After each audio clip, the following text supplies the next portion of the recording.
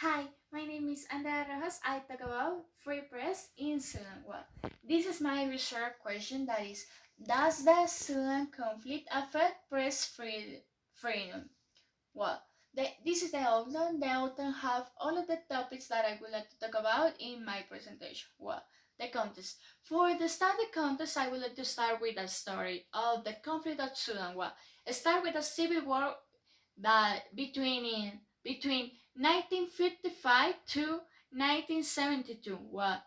Second, have a coup or a push by Omar Hamad Hassan Hamad al-Basir, who was the president of Sudan for 30 years. Now, or again, have other civil war between 1983 to 2005. Well, after that, have an agreement, more than agreement, that the peace agreement in 2005, in which established a now constitution who gives autonomy of the southern region of the country. With a referendum in 2011, South Sudan is consolidated as a country. After that, South Sudan had their first civil war. Well, resigned under pressure from the army, and the protests forced that the president, to submit resignation. I talk about press freedom. This is a media outlet that is maybe diversified, that digital media, printed newspaper, TV, and radio. Controlled media. The controlled media of Sudan is very restricted, and it a lot of censorship. Most print, television, and digital newspaper are controlled by the government. The freedom of the media in this country is also very restricted. And in Sudan, there is no private television. It is a cable and is private and state media. The publication of any material related to protests and violence by the security force against protesters is prohibited. Censorship eliminates programming or certain now that go against the interests of the government. And Sudan is ranked in 174 out of 180 countries in the 2018 RSF World Press Freedom Ranking. Printed newspapers suffer repressive practice by the regime, but found an alternatives on the internet.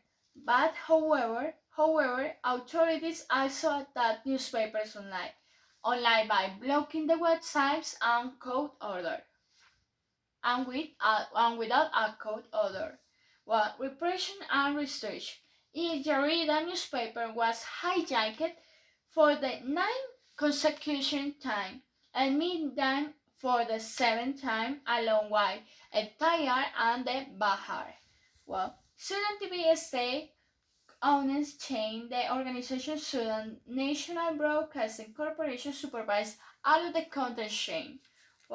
It's a statement from the International Organization Reporter Without Borders (RSF) all the violations against press freedom registered in the month of January are summarized. The reports speak 66 journalists arrested, 6 accreditation cases with driving from foreign media correspondents, and 34 newspaper sales. To justify and enforce censorship policies in the country, the authorities resorted to these laws with that Article 14 to 17 of the Cybercrime Law of 2007 criminalize that dissemination of content that is considered as a violation. Despite the fact that the law established sanctions with penalties of 2 years in prison. Well, the other article is the Article 25 to contents of or the core of the right to confiscate. Well, this is more for the hardware and the software, and this is a crime. Well, taking into account the ambiguity of these governments took advantage to be able to restrict the virtual content. Well, the National Intelligence and Security Services NISS were an essential part of the region's censorship system, intervened directly in the newsroom and the printing press to prevent newspapers from appearing and arbitrary establishment in the interest of the government. Well, conclusion. The arrest of journalists is a government model to control the media.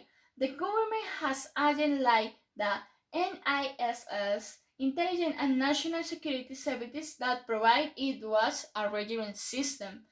Virtual journalists and what is published online are also controlled. Sudan is a country that has had very restricted policy regarding press freedom, and it is expected that press freedom policy in the country will change and that a media outlet will be more easily accessible. Well, thank you.